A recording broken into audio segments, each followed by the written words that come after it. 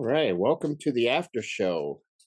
And this is featuring the Peter Gabriel show that was at KeyBank Center tonight in Buffalo, New York.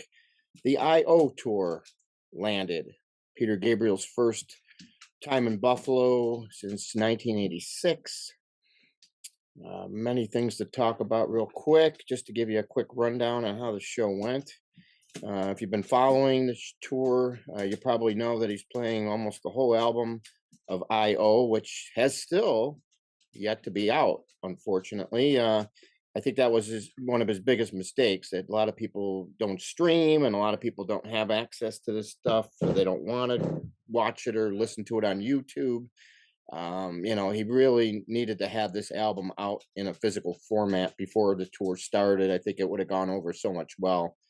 If you're a longtime Peter Gabriel fan, you probably welcomed the new songs in that format.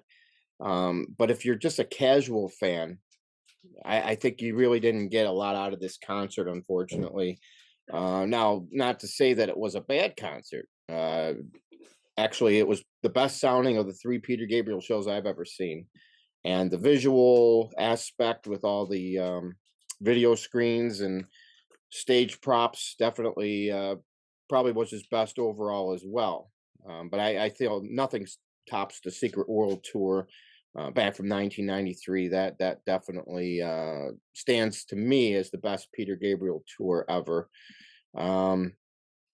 So if you're looking at the set list from a lot of that I.O. stuff there, unfortunately, I mean, there's a lot of good stuff there. Don't get me wrong, but if you're not familiar with it, it kind of turns you off a little bit.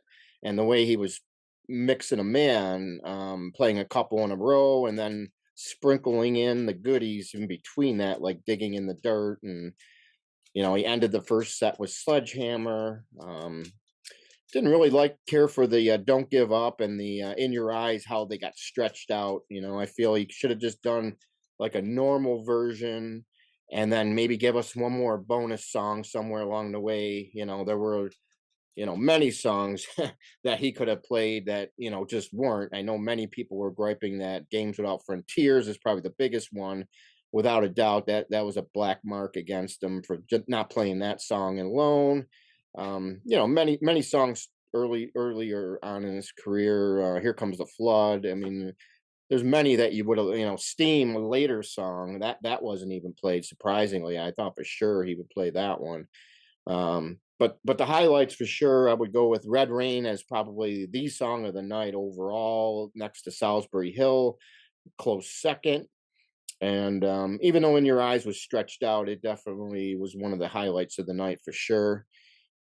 Great band. They sounded phenomenal. But like I said, I think a lot of it, just too much of the I.O. album. I really feel that had the album been released sooner, before the tour started, I think it would have gone over so much better. But, overall, it was a very good concert.